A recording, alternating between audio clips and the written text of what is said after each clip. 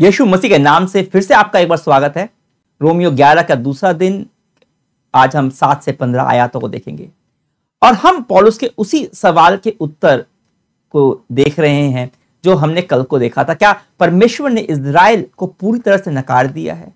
यह वही सवाल है जो हम भारतीय यीशु विश्वासी अपने प्यारे देश के लिए पूछते हैं जो यीशु को नहीं स्वीकारता।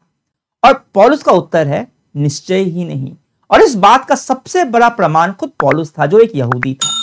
मैं और आप में से कई हैं जो हिंदू हैं और यीशु के द्वारा उद्धार पाए हैं।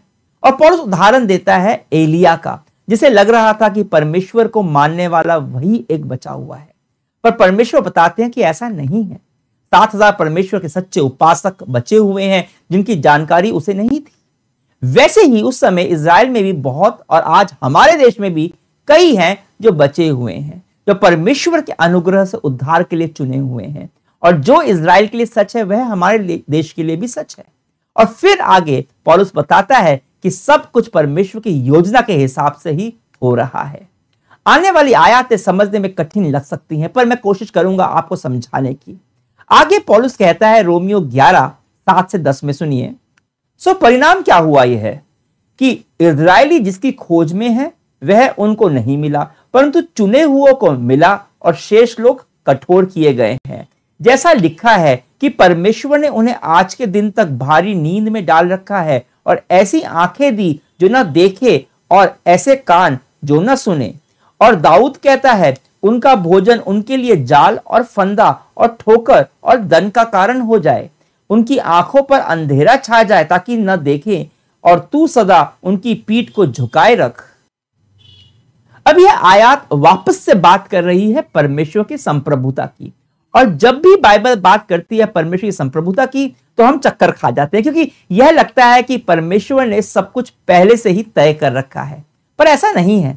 इस बारे में हम बात कर चुके हैं कि परमेश्वर की संप्रभुता और इंसानों की इच्छा, हमारा दायित्व, दोनों बाइबल की सच्चाइयां हैं जिसे परमेश्वर अपनी बुद्धि के अनुसार संतुलित करता है, जो पूरी तरह से हमारी बुद्धि के तो परे है। हमने बात की थी पिछले सप्ताह, आपको शायद याद होगा, कि सब कुछ यीशु के क्रूस पर संतुलित होता है। और इन आयतों को सही से समझने की कुंजी भी यीशु और उसका क्रूस ही है। हमने बात की थी कि चुनने वाला परमेश्वर है, पिता, पुत्र और पवित्र आत्मा। चुना किसे? एकमात्र धर्मी मनुष्य, परमेश्वर का पुत्र, जो देहधारी हुआ और सारे जगत के लिए प्राण दिए, कि जो कोई भी उस पर विश्वास करे वह अनंत जीवन पाए। मतलब जो भी यीशु के विश्वासी हैं वह यीशु में चुने गए हैं, यीशु मसीह के बिना नहीं। और इसी नजर से हमें इन आयतों को भी समझना होगा। इज़राइल के लोग परमेश्वर को लेकर बहुत ही आतुर थे, पर वह उसकी खोज करते थे, पर वह केवल चुने हुओं को मिल गया जिन्होंने यीशु पर विश्वास किया। बाकी सबको कठोर बना दिया गया। अब परमेश्वर किसी को कठोर कब, कैसे और क्यों बनाते हैं?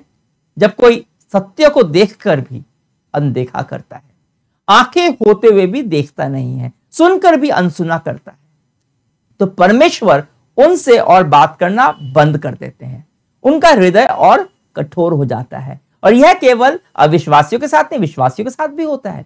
पवित्र आत्मा कुछ बोल रहा है, पर उसकी ना सुनकर शरीर की लालसाओं को पूरा करते रहना, तो कुछ समय में उन्हें पवित्र आत्मा की आवाज सुनना बिल्कुल ही सुनाई देना बंद हो जाता है। उनका उद्धार नहीं खो जाता, क्योंकि वह तो परमेश्वर का उपहार है, पर उनके जीवन में जो उन्नति, आत्मिक बढ़ोतरी जो होनी चाहिए वो होनी बंद हो जाती है। और यह एक सच्चाई है जो हमें पुराने नियम में भी दिखाई पड़ती है। जब उन्होंने परमेश्वर की नहीं सुनी तो परमेश्वर ने उन्हें उनके हाल पर छोड़ दिया। और पौलुस उन लोगों के लिए दाऊद के लिखे एक भजन संगीता 69 22 से 23 का हवाला देते हुए कहता है कि वे अपने ही भोजन में फंसकर बंदी बन गए। क्या था उनका भोजन? हर वो चीज जिसमें वे लोग आनंद मनाते थे, हर वो चीज जिस पर वे लोग निर्भर करते थे।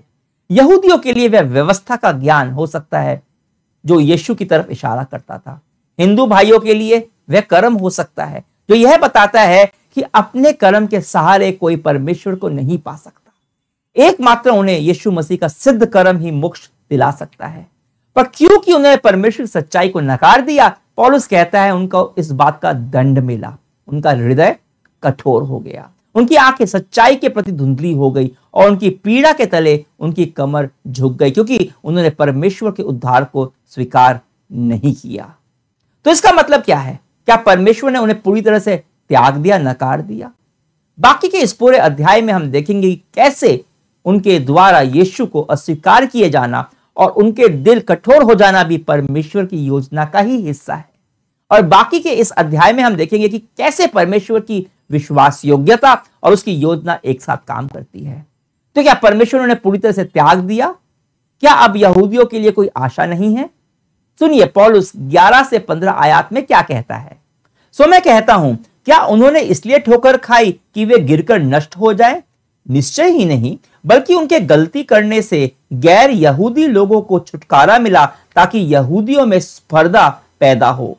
इस प्रकार यदि उनके गलती करने का अर्थ सारे संसार का बड़ा लाभ है, और यदि उनके भटकने से गैर यहूदियों का लाभ है, तो उनकी संपूर्णता से तो बहुत कुछ होगा। यह अब मैं तुमसे कह रहा हूं जो यहूदी नहीं हो, क्योंकि मैं विशेष रूप से गैर यहूदियों के लिए प्रेरित हूं। मैं अपने काम के प्रति पूरा प्रयत्नशील हूं, इस आशा से कि मैं अपने लोगों में भी स्पर्धा जगा सकूं और उनमें से कुछ का उद्धार करूं। क्योंकि यदि परमेश्वर के द्वारा उनके नकार दिए जाने से जगत में परमेश्वर के साथ मेल मिलाप पैदा होता है, तो फिर उनका अपनाए जाना क्या मरे हुओं में से जिलाया जाना नहीं होगा? अब देखिए परमेश्वर की योजना के 3 चरण। यहूदी लोगों को लगता था कि परमेश्वर का राज्य केवल उनके लिए है, उनको भी मिल जाएगा, उद्धार केवल उनके लिए है। पर परमेश्वर की योजना यह थी कि उद्धार यीशु मसीह के द्वारा है। इसलिए पहले उद्धार किसके पास गया? यहूदियों के पास। पर उन्होंने क्या किया? उस प्रस्तावित उद्धार को ठुकरा दिया। तो जब उन्होंने ठुकरा दिया तो यह उद्धार किसके पास गया? प्रस्ताव किसके पास आ गया? अन्य जाति के लोगों के पास आ गया, यानी हमारे पास। और इस वजह से हमें उद्धार मिला। पर यह परमेश्वर की योजना का केवल पहला चरण है। दूसरा चरण है कि क्योंकि अन्य जाति के लोगों को उद्धार मिला, वे लोग खुद को परमेश्वर के लोग कहने लगे, जो कि हम कहते हैं। अब लोगों को वो आत्मिक लाभ मिल गए जो पहले केवल यहूदियों के पास थे।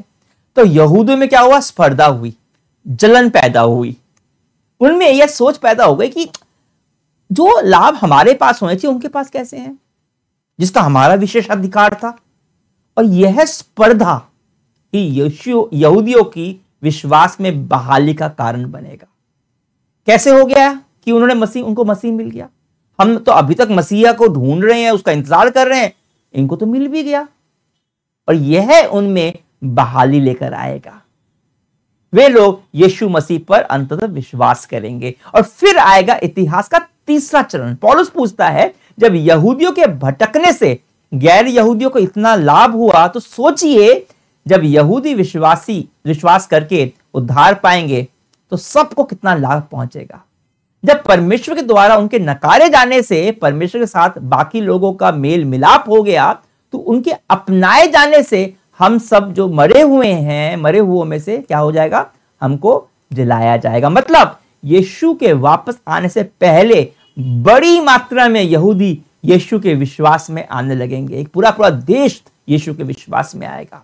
तो पौलुस 13 और 14 आयत में कहता है कि वह अन्य जातियों का प्रेरित बोलकर बुलाया गया था, और वह इसलिए और अधिक मेहनत करता है ताकि वह यहूदियों में स्पर्धा जगा सके, जलन जगा सके, और उनमें से कुछ का उद्धार हो सके, ताकि यहूदियों के जलन पैदा हो और वे लोग भी विश्वास में आ जाए। यह रोचक है कि जब हम ये देखते हैं कि दूसरे के पास जो है वो हमारे पास नहीं, तो हमारी पहली प्रतिक्रिया जो होती है वो किसकी होती है? जलन की होती है। और जलन स्पर्धा पैदा करती है, और यही प्रतिस्पर्धा कई बार हमारे आगे बढ़ने की प्रेरणा भी बनती है। अब मेरा आप लोगों में से एक व्यक्तिगत सवाल है, क्या आपका जो विश्वास का जीवन है, क्या उसे देखकर आपके आसपास के लोग, क्या उनमें जलन पैदा होती है?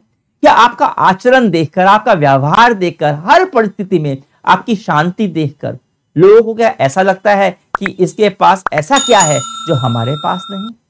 हमें भी यही शांति चाहिए, हमें भी यही जीवन चाहिए, हमें भी जीवन में वही आनंद चाहिए जो इसके पास है।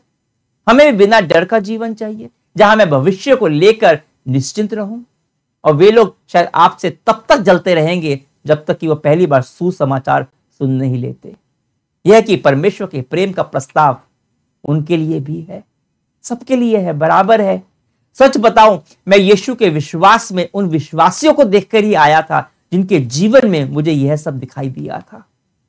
मेरे को जलन हुई थी कि उनके पास वो क्या है जो मेरे पास नहीं है। तो जब हम आज का अध्ययन समाप्त करते हैं, परमेश्वर से प्रार्थना करें कि हमारा जीवन भी ऐसा हो जिसे देखकर दूसरों में जलन पैदा हो, एक स्पर्धा पैदा हो, वे लोग भी वह चाहें जो हमारे पास है, और जब वे परमेश्वर की शांति और प्रेम का सुसमाचार सुने, उसे स्वीकारें और परमेश्वर द्वारा वो अपनाए जाएं।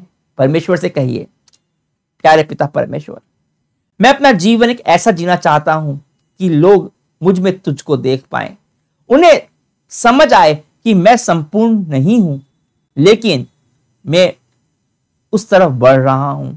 तू मेरे में बदलाव ला रहा है, मेरे मन में और व्यवहार में शांति हो कि लोग अचंभित हो जाए मेरे जीवन के आनंद को देखकर, वे सोचने पर मजबूर हो जाए कि मेरे पास ऐसा क्या है जो उनके पास नहीं। और अगर उन्हें जलन हो तो मैं उन्हें यह बता सकूं कि जो शांति, जो आनंद और जो पूर्णता मेरे पास है, वह यीशु मसीह में उनकी भी हो सकती है, और वे यीशु तेरे प्रेम, तेरे अनुग्रह, तेरे क्षमा को जान पाएं और वे लोग उद्धार पाएं। यीशु मसीह के नाम से प्रार्थना करता हूं, आमीन। कल भी हम परमेश्वर की योजना को देखना जारी रखेंगे। कल तक अपने भाई विवेक को अनुमति दीजिए। परमेश्वर की महिमा हो।